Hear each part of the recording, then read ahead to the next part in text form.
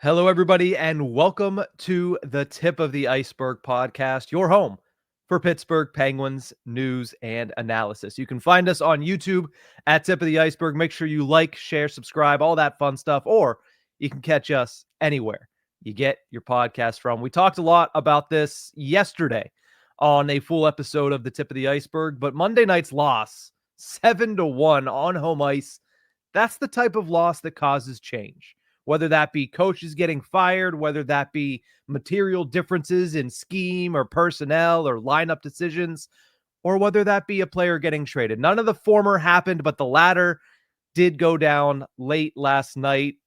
Penguins have traded center Lars Eller to the Washington Capitals in exchange for a 2025 fifth-round pick and a 2027 third-round pick. Eller was in the last year of his contract, making $2.45 million against the salary cap. And because of that fact, and matched with where the Penguins are at in their organization as a total, it was widely expected and speculated upon by us at the Tip of the Ice-Burgh and many others that he was going to get traded at some point. We talked about it all summer long. We talked about it coming into the season. He had a pretty good start to the season, and here it is. With the Penguins floundering in November, Eller ends up getting dealt to a Washington Capitals team that is going to attempt to go for it this year because they've gotten off to a hot start and they were a playoff team last year. So it makes sense that they fill a hole in their roster, and it makes sense that the Pittsburgh Penguins, when given the opportunity, well, they trade away their third-line center.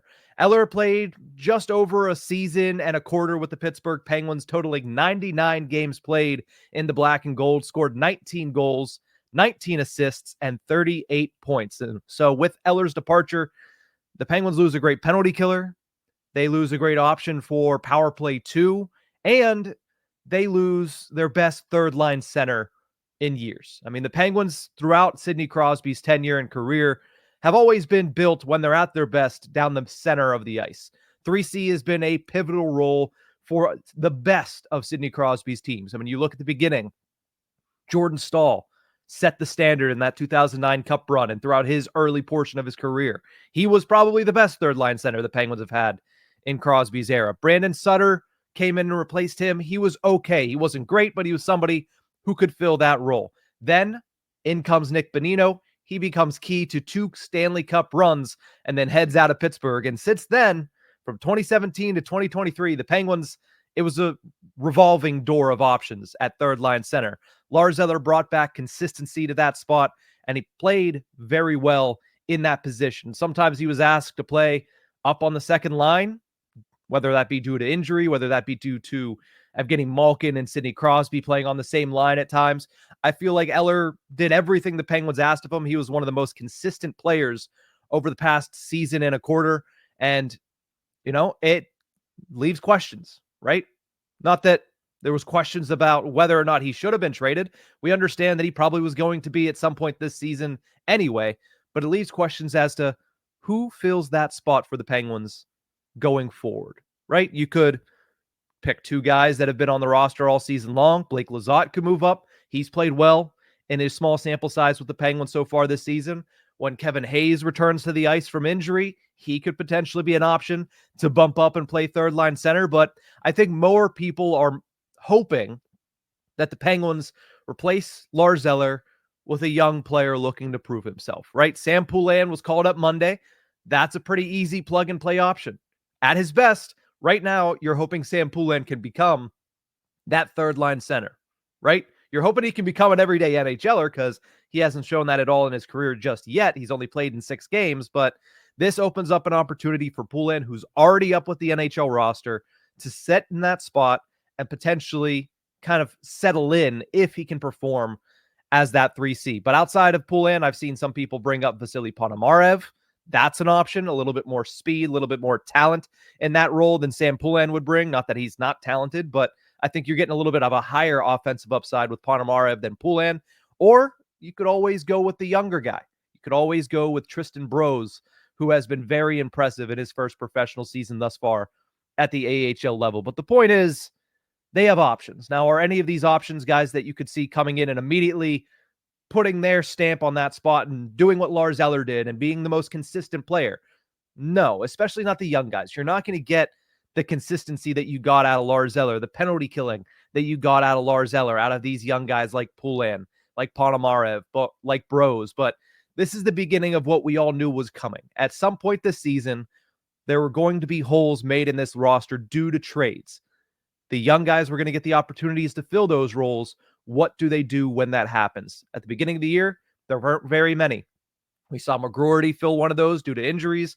We've seen Valtteri Puustinen filter in and out throughout the season. And now with this hole created at third line center, who gets that opportunity and who takes that opportunity and runs with it to become potentially the Penguins' next third line center for some time? Outside of who fills that spot, outside of the movement of Lars Eller in general, there's one last thing of note that I want to mention here. And that is the Pittsburgh Penguins are stocking up specifically in the 2027 draft, which makes things very interesting because, yes, they got to pick out of next year's draft. They got a 5th rounder out of this trade.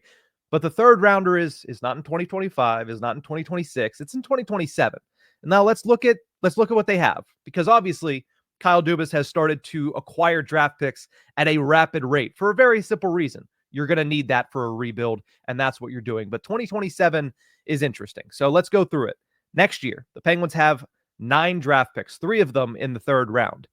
In 2026, they also have 9 draft picks.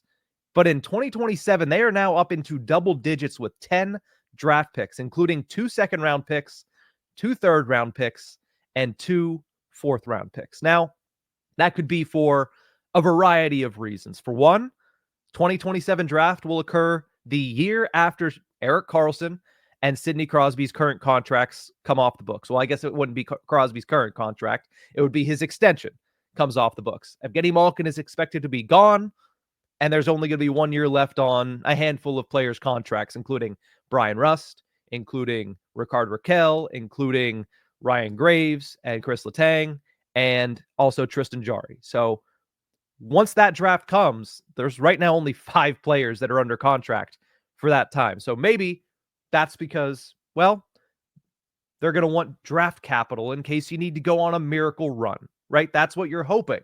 And so if you get them in 2027, that means you have them at your disposal to trade if needed the rest of this season, the rest of next season, and the rest of the season after that. That's potentially an option. Or what's more likely is their scouting department likes the depth of that draft, or very much so could just like the upper end of that draft and knows that you're going to need multiple picks in order to move up if possible. Like I said, could be one of many reasons, but the one thing that I've taken note of is that they have been stocking up in all drafts, but particularly the 2027 NHL draft. So it's interesting. It's the first move of the season. It's the first trade of the season. Lars Eller was that top name that could be available for the Pittsburgh Penguins, and he's been performing well, so it makes sense that he ends up going to a Washington Capitals team that has been trying to use younger players in that role, but could definitely use a veteran penalty killer, power play 2 option to come in and kind of steady their bottom 6, because they've gotten off to a hot start. And if they can get a guy who, well, let's face it, has been pretty good in Washington before, it makes sense for them to go out and get Lars Eller. For the Penguins, is this the end of the moves? Maybe, maybe not. I would imagine not for the end of the season, but for this time frame through November, this might be the only one, but it's certainly one that should grab the attention of those within the locker room, knowing that there are still several names that could be moved this season, i.e. a Nola Chari, a Marcus Pettersson, a, Nick Horwat, my co-host on Tip of the Iceberg, threw out a Drew O'Connor, who's in the last year of his contract. If things don't turn around, maybe he becomes a trade piece. It's going to get very interesting this season from the trade speculation perspective, but we no longer have to speculate about Lars Eller sent to the Washington Capitals in exchange for a 5th-round pick in next year's draft and a 3rd-round pick in 2027. But that is going to do it for this episode of the Tip of the Iceberg. Remember, you can find us on YouTube at Tip of the Iceberg. Make sure you like, make sure you subscribe, make sure you tell all your friends, or you can catch us anywhere you get your podcasts from. We'll see you guys next time.